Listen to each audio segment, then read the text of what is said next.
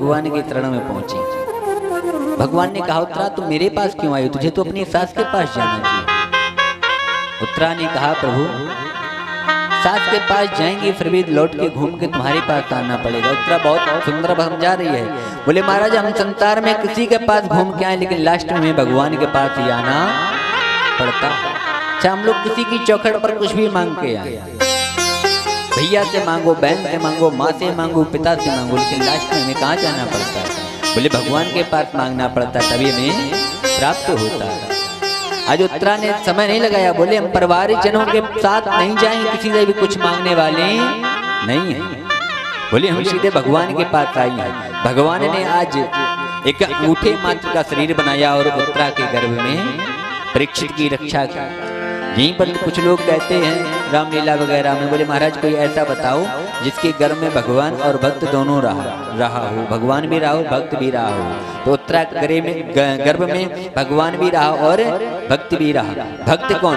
बोले परीक्षित। और भगवान कौन? बोले बिहारी जी, जो से तीर से उस अश्वत्थामा के द्वारा चलाए हुए तीर से भगवान की रक्षा कर रहा है, जो उत्तरा के गर्भ की रक्षा कर रहा है। आज जब ये सब हो गया, उत्तरा की जब गर्भ को शांत किया, उस ब्रह्मास्त्र को भगवान ने शांत किया, उसके बाद में भगवान ने अर्जुन से कहा बोले अर्जुन अब महाभारत का युद्ध भी हो चुका, मुझे भी अपने यहाँ ले चल। आज जब अर्जुन ने लेकर चलने लगे, रास्ते में कुंती मैया मिली। कुंती मैया निवेदन करने लगी, बोले प्रभु कृष्णाय वासुदेवाय देवकी नंदनाय च नंदी गोपी कुमाराय गोविंदाय नमो नमः। कई मंत्रों से आज कुंती मैया ने प्रभु की स्तुति की। और अच्छा बाद में स्तुति करने के बाद प्रभु ने कहा बोले माता मेरे सामने बुआ तुम ये क्या कर रही हो? अच्छा कुंती मैया ने कहा बोले प्रभु मैं आपको जान गई हूँ।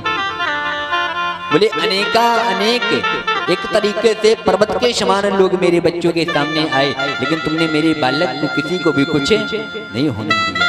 बोले भीष्म पितामह द्रोणा जिनसे आज तक कोई जीता ही नहीं, ऐसे एक तुम्हें समुद्र में से एक छोटे से तिनके पर मेरे बालकों को बिठाल के बाहर ले आए हो। बोले ऐसी जगह मेरे बालक खड़े थे जहाँ चारों ओर जल ही जल था, आपने एक तिनके का बस सहारा मात्र बनाकर उनको बाहर ले आया। मैं जानती हूँ कृष्ण तुम भगवान हो। अच्छा तो कुंती मैया ने कहा क्या कृष्ण इसके बदले में तुमसे कुछ मांग सकते हूँ, मुझको कुछ दोगे? भगवान ने कहा हाँ कुंती मैया, हाँ बुआ तुम्हें जो चाहिए आपको जो मांगना है मांग लो, मैं तुमको दे दूंगा। कुंती ने हाथ जोड़े और निवेदन करने लगी, बोले प्रभु विपिता संतो न स्वतंत्र तत्र जगत गुरु।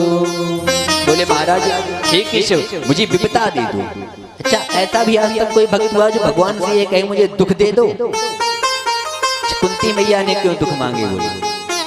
बोले कुंती मैया जानती हैं कि दुख में सुमरन सब करें सुख में करे ना कोई, और जो सुख में सुमरन करे तो दुख काहे को।